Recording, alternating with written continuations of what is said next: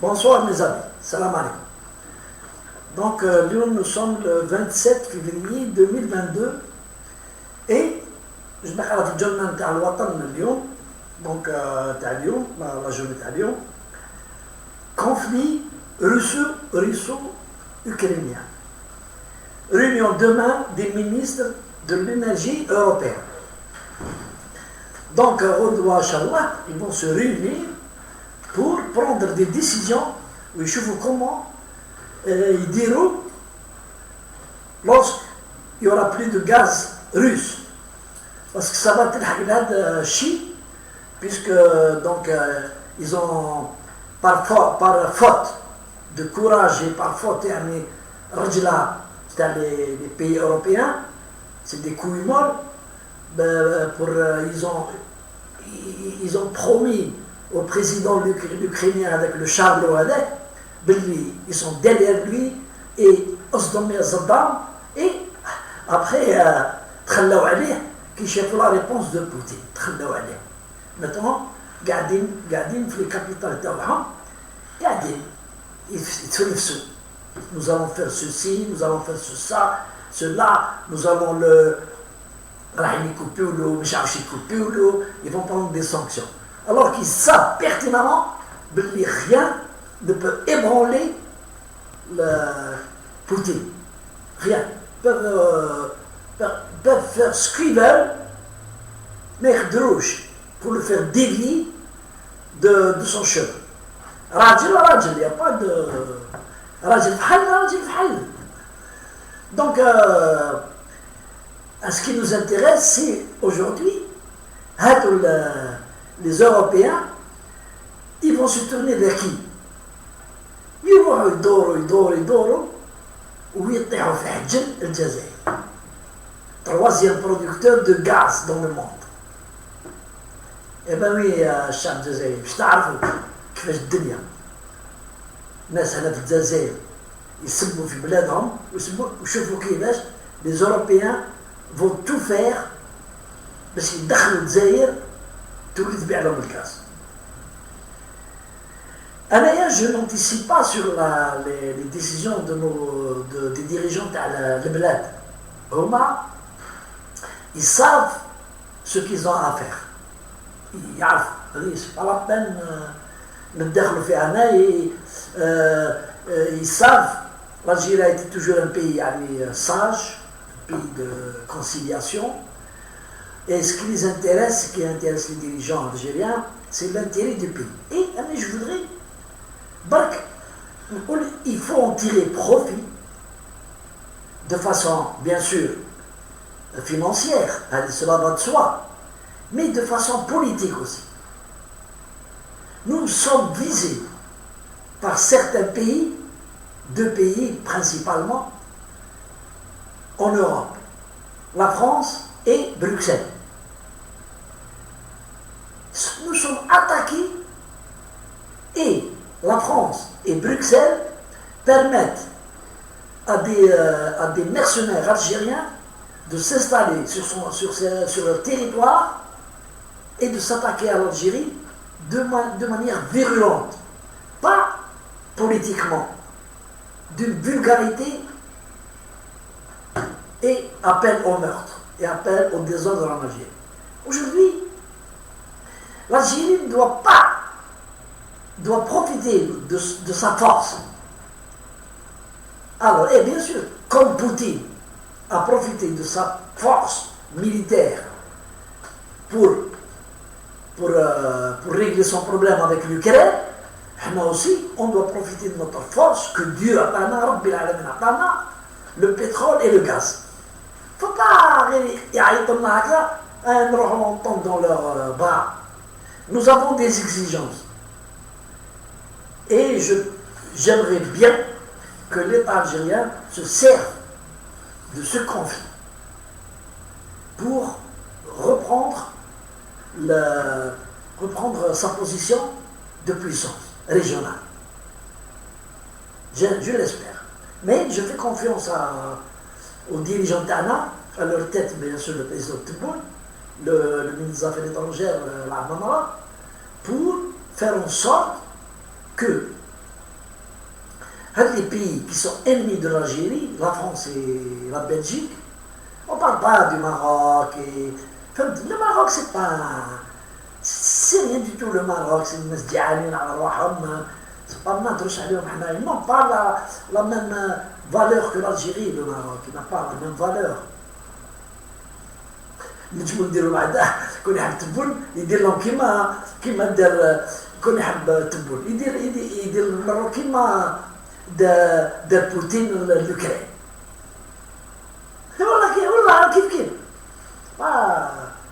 donc حنا ماذا بينا donc que le gouvernement algérien fasse bon usage de notre gaz.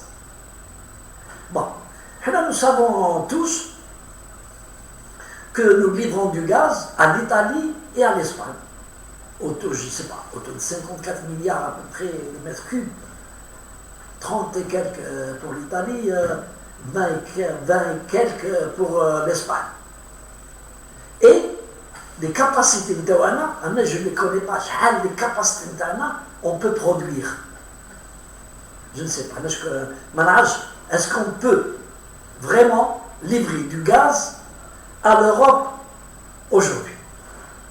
Bon, je ne sais pas, mais une chose est certaine, si les Européens mettent la main dans la poche, reconnaissent à l'Algérie le droit de faire respecter ces décisions de justice en Europe, je pense qu'avec un bon investissement, avec des avances et des sociétés internationales européennes, ils cabrent la capacité pour extraire plus de gaz parce que nous avons un gisement de gaz inépuisable au Kbir. Il n'y a qu'à voir du côté de Winkel Gaz, du côté de في حاسب بركين وروح حتى لا فرونتيير تونيزيان حتى لا فرونتيير ليبيان تشوف لي جيزمون ديالهم دي طارش شاعلين 365 jours sur 365 jours et nuit pour dégager le gaz.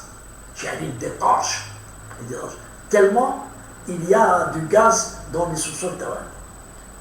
Donc j'espère que le président Tebboune saura en tirer profit de cette tragédie, on va dire.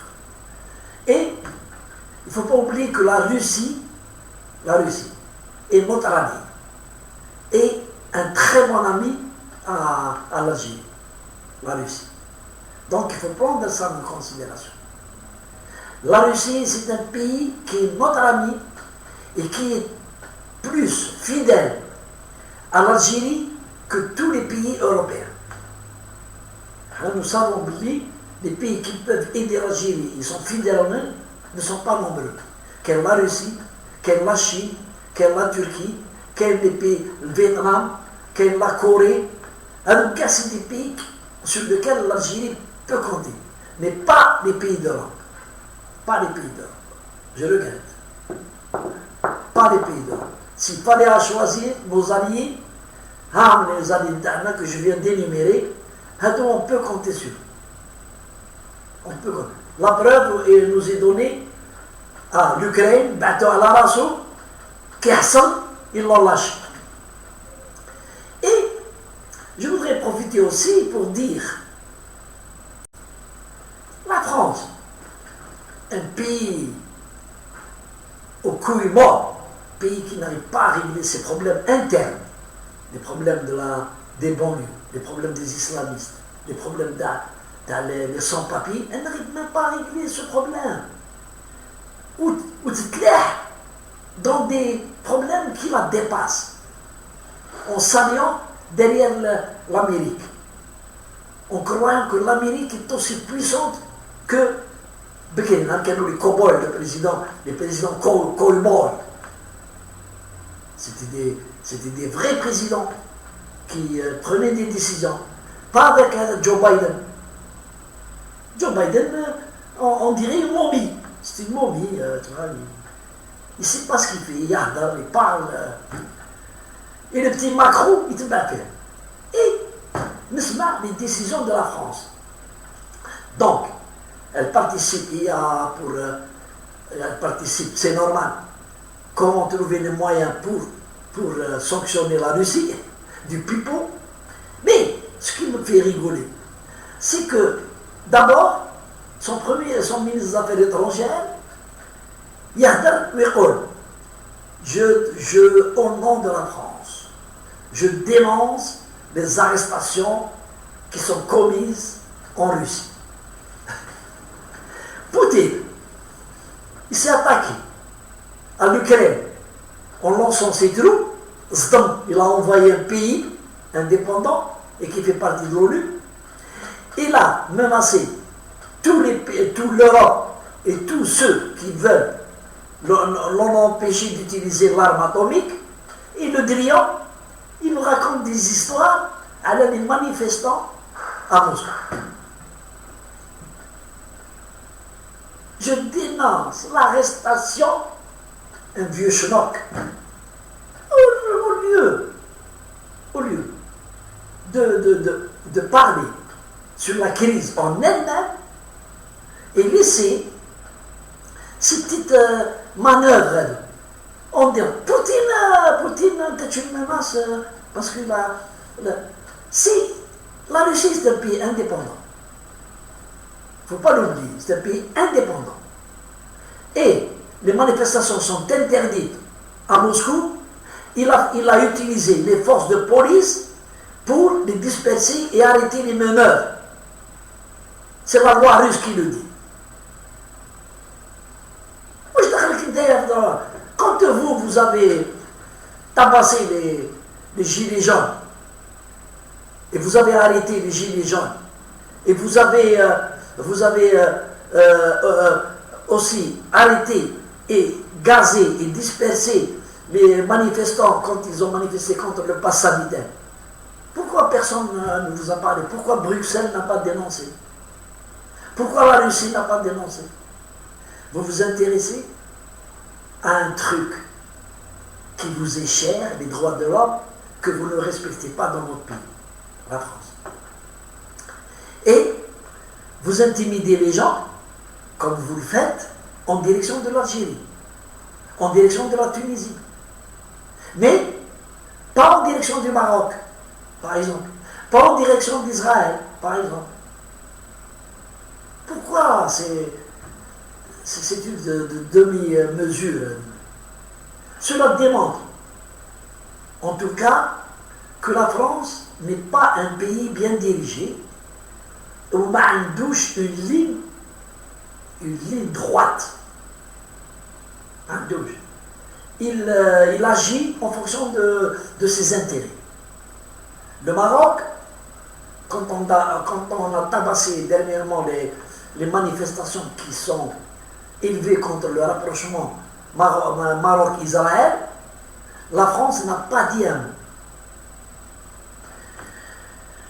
Je profite aussi pour dire que le président Charlot, parce que c'est Charlot, parce que c'est un acteur comique. Il a joué dans les films comiques, c'est comique, je ne sais pas comment il est devenu président. Israël a tiré et a gazé à partir d'avions les Palestiniens qui manifestaient de l'autre côté du grillage. Il a salué dans un tweet. Ils ont raison, ça fait partie de la sécurité. Et ben voilà. Parce qu'il ne faut pas oublier, le président ukrainien, le Charles, actuellement, c'est un juif. Il est né de parents juifs. Et il défend Israël. Et donc, ce qui lui arrive, c'est ce qu'il arrive aux Palestiniens. C'est la même chose. Parce que la Russie n'a pas envahi l'Ukraine pour lui enlever ses richesses. Elle n'a pas envahi l'Ukraine pour des intérêts personnels de la Russie. Elle a envahi l'Ukraine pour se défendre et avoir une ceinture de sécurité plus étendue.